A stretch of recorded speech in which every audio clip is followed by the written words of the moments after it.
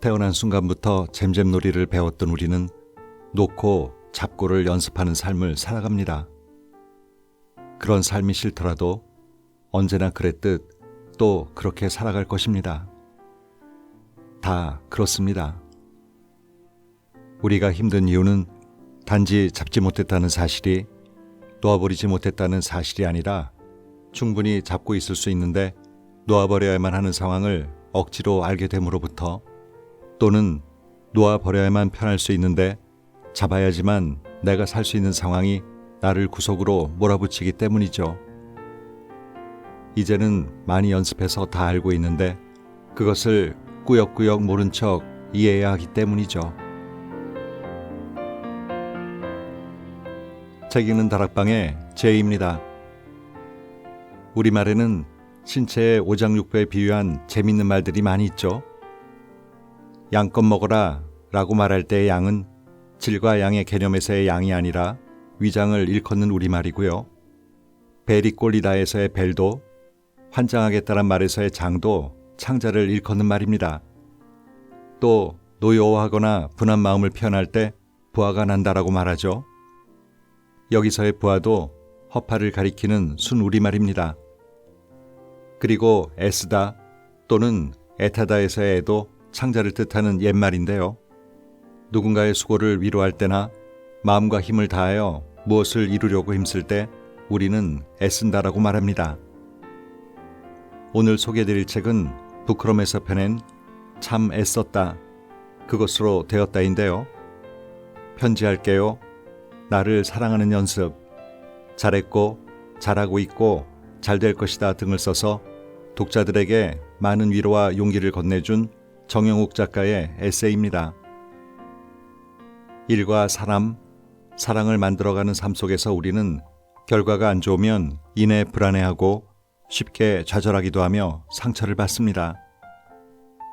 결과지향적인 현대사회의 병폐라고 할 수 있겠죠. 하지만 그 결과의 성공 여부보다는 바라는 바를 이루기 위해 애쓰는 그 과정을 통해 오히려 인생의 의미를 배우는 게 아닐까 싶네요. 저자는 물속에 있는 돌멩이를 우리네 인생에 비유하며 기다림에 대해 이런 이야기로 책을 엽니다. 작고 가벼운 돌은 작은 물살에도 쉽게 나가는 것처럼 보이지만 바닥에 부딪혀 쉽게 닳아버리고 바위 틈에 껴버리곤 한다. 무거운 돌은 쉽게 나가지 못하는 것처럼 보이지만 거센 물살을 만나 더 멀리 굴러갈 때가 있다. 그 무게를 받아 멀리 나아가는 것이다. 무거운 돌일수록 말이다. 거세게 흔들리는 자신을 기회 삼아 떠나는 것이다. 남들은 두려워 숨는 물살에 힘을 얻어 앞으로 나아가는 것이다. 무거운 짐을 진 삶일수록 말이다. 보아라, 저 하찮은 돌멩이도 제 때를 기다리고 있다. 그러니 너는 불안한 대로, 흔들리는 대로 그 자리에서 때를 기다리면 되는 것이다. 흔들리는 것이 두려워 숨어 있지 않으면 되는 것이다. 친구야, 그렇게 너의 때를 기다리면 되는 것이다. 그럼 여러분과 나누고 싶은 글 몇 편을 본문에서 골라 소개해드리겠습니다.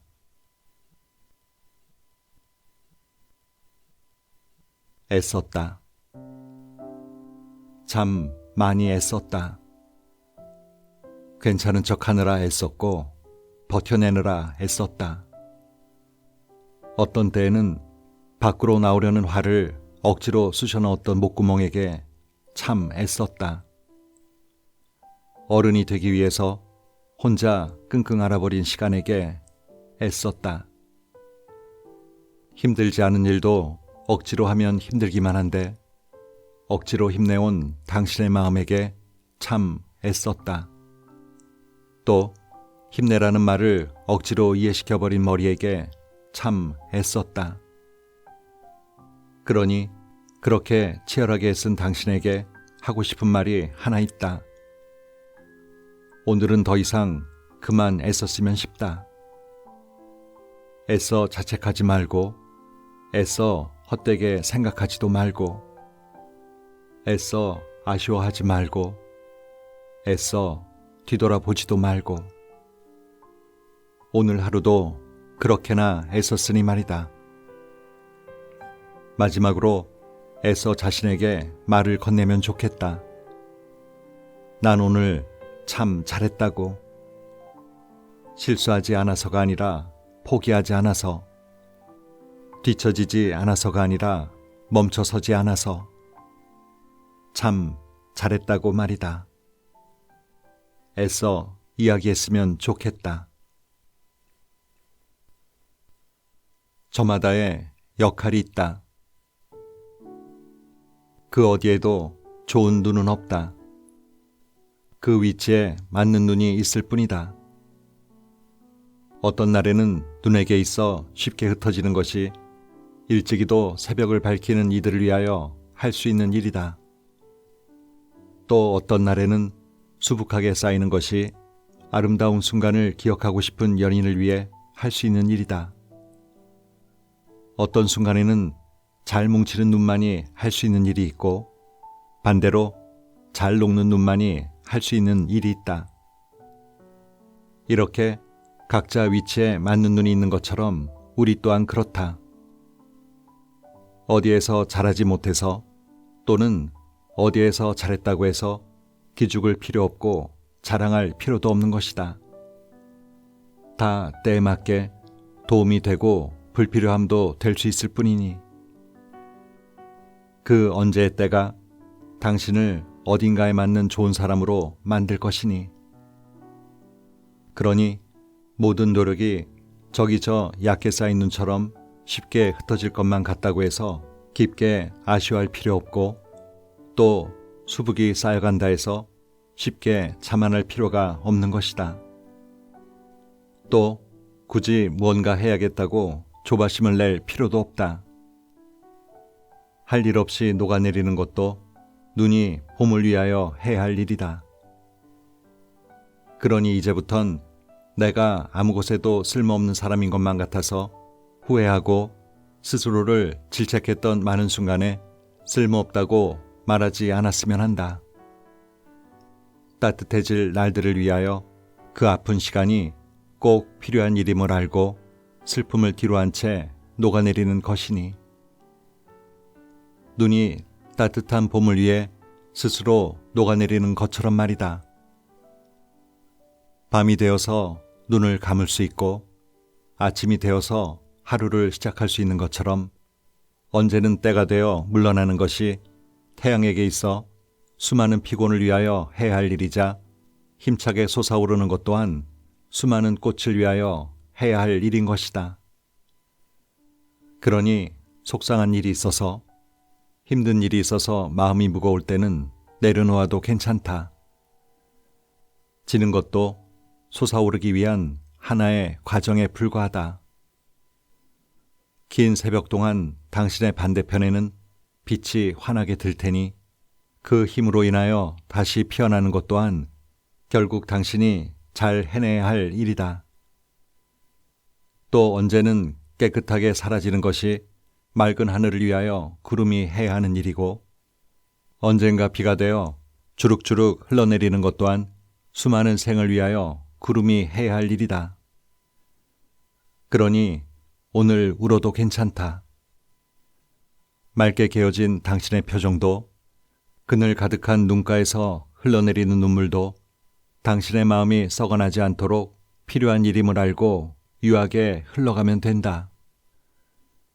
그럼에도 나에게는 그늘만이 있을 것 같이 느껴지는 그런 어두운 날에는 이 사실을 잊지 않는 것이다. 모든 맑은 날은 하늘이 깨질 듯 울고 난 후에야 태어날 수 있다는 것. 당신이 태어난 그 기적처럼 말이다. 잘라내어야 한다는 것. 심하게 꼬여버린 끈은 풀려고 하면 할수록 더욱 꼬이는 것이란다. 엉켜버린 연줄을 끙끙거리며 만지고 있는 나를 보고 아빠는 말했다. 그 연줄은 너무 엉켜버려서 이제는 풀지 못할 것이라고. 여기쯤에서 잘라내어도 충분할 것이라고. 하지만 나는 연을 더 멀리 날리고 싶은 마음에 아빠의 말을 듣지 않았고 결국은 손톱만 벌개져서 끈의 대부분이 전보다 더 심하게 엉켜지고야 말았다. 나는 연출의 반 가까이를 자르고 나서야 엉키고 난 다음 바로 자르지 않은 나를 탓했다. 내가 끙끙거리며 만지작거리기라도 하면 언젠가는 엉킨 줄이 풀려버릴 것이라는 나의 기대와는 다르게 이미 걷잡을 수 없이 엉켜버린 것이었다. 또 어느 주말의 오후에는 내 축축한 머리칼을 대신 말려주던 엄마가 머리칼의 끝을 유심히 보곤 말했다. 머리칼이 상했구나.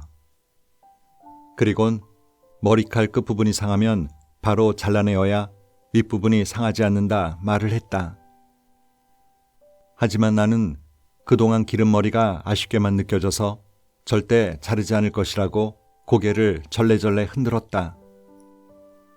그대로 두면 더 짧게 잘라야 한다는 엄마의 말에 그날 집으로 돌아오는 길엔 린스를 사서 머리를 감아보았지만 한순간일 뿐 상한 머리칼에는 도움이 되지 못했다. 나의 고집은 결국 소중히도 길러왔던 머리칼을 짧게 잘라내게 만들었다. 엄마, 아빠 말이 맞았다. 아빠와 운동장에 가서 연날리게 할 나이는 지났지만 늦잠을 잔 주말 엄마가 머리를 말려줄 나이는 지나갔지만 그 이후에도 똑같은 상황과 똑같은 슬픔을 계속 겪어야 했다. 잘라내야만 하는 상황과 그것을 받아들이지 못하는 나의 안타까운 마음. 세상은 늘 나에게 잘라내는 것에 대해 연습을 시키는 것만 같았다.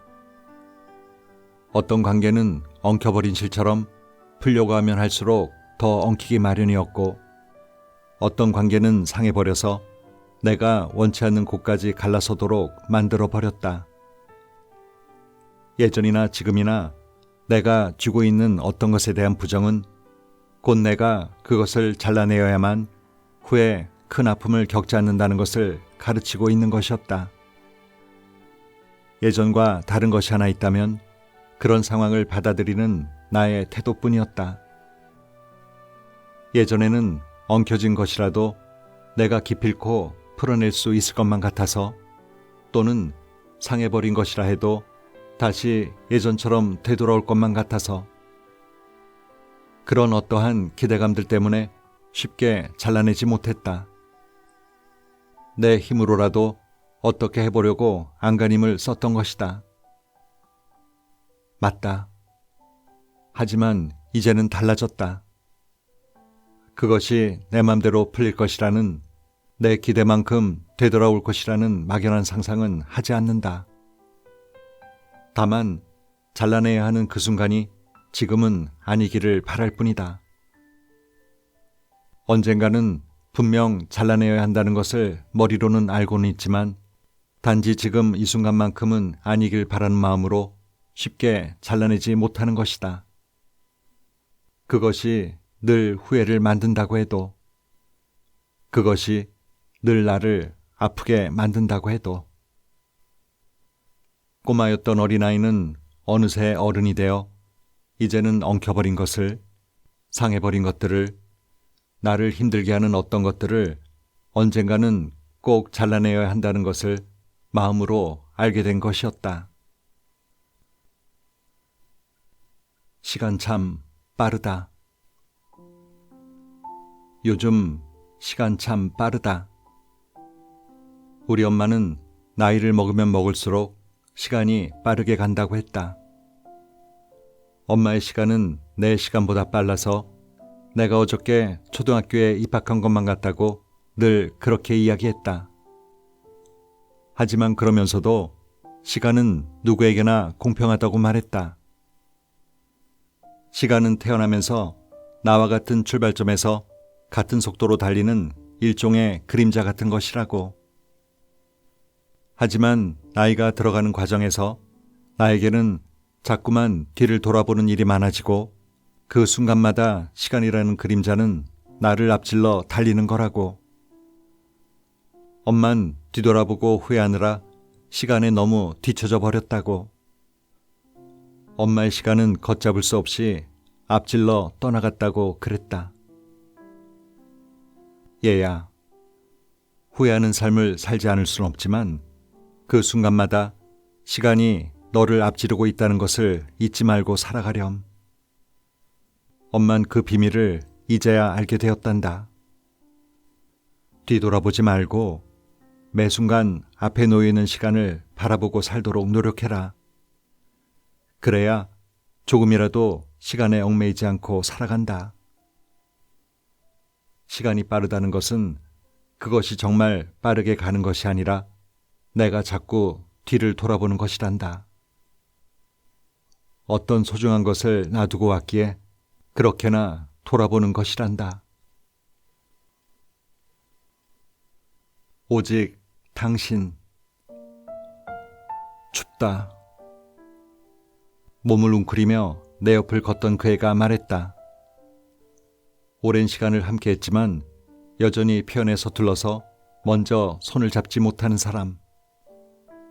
선뜻 먼저 다가와 안아주지 못하는 사람.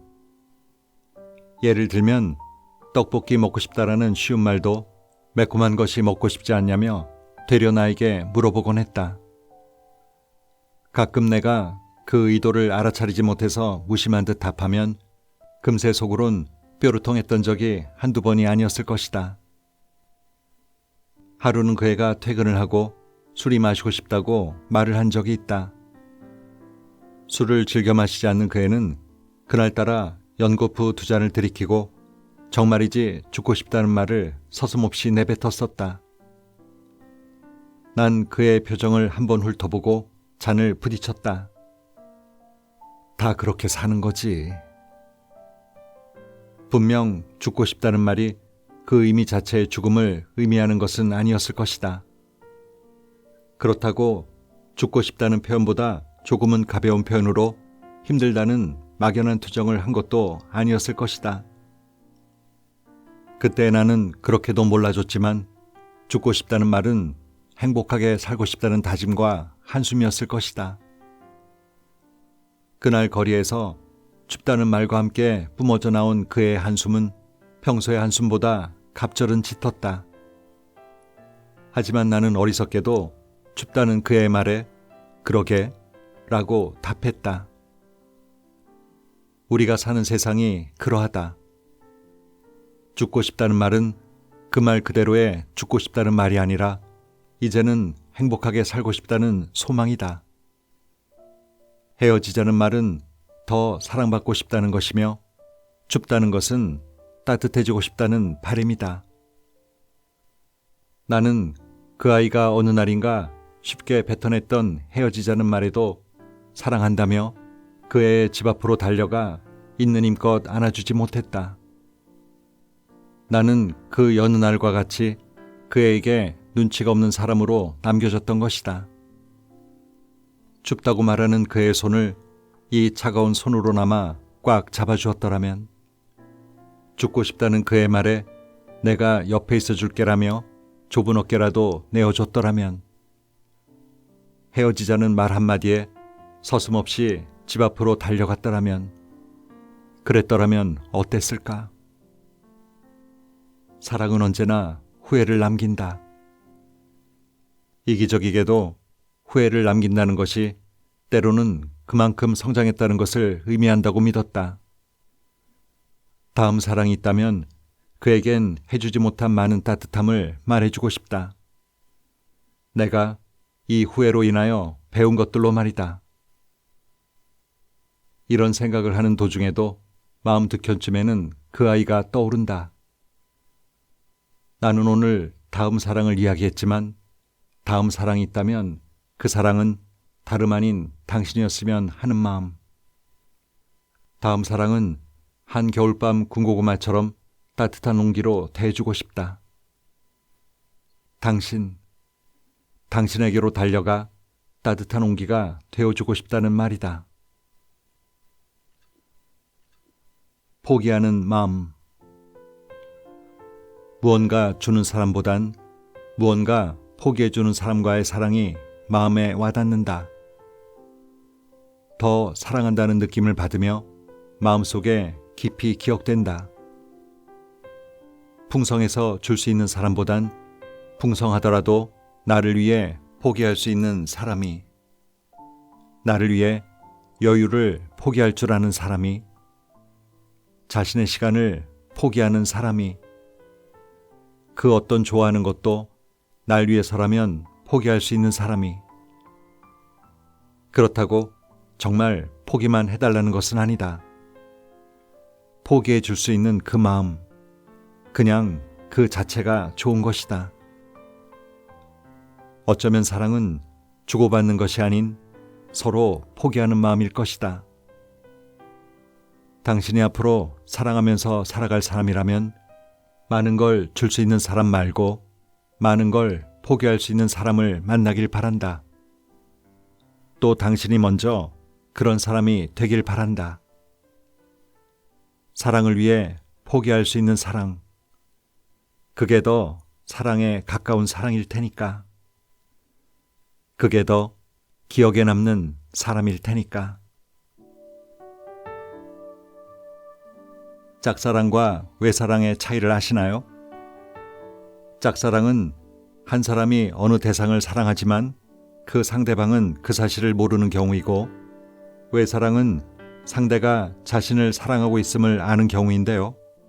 굳이 더 불행한 경우를 이야기하자면 외사랑이겠죠. 좋아하는 마음을 알면서도 더 가까워질 수 없으니까요. 두 경우 모두 사랑을 이루기 위해 애쓰고 있는 모습이 안타까울 수 있겠지만, 그럼 사랑하는 사람들은 애쓰지 않고 연애를 할까요? 그러고 보면 우리는 좋으면 좋은 대로, 불행하면 불행한 대로 사랑하느라, 살아내느라, 견뎌내느라 참 애쓰며 살아가고 있네요. 오늘도 좋은 하루 보내세요.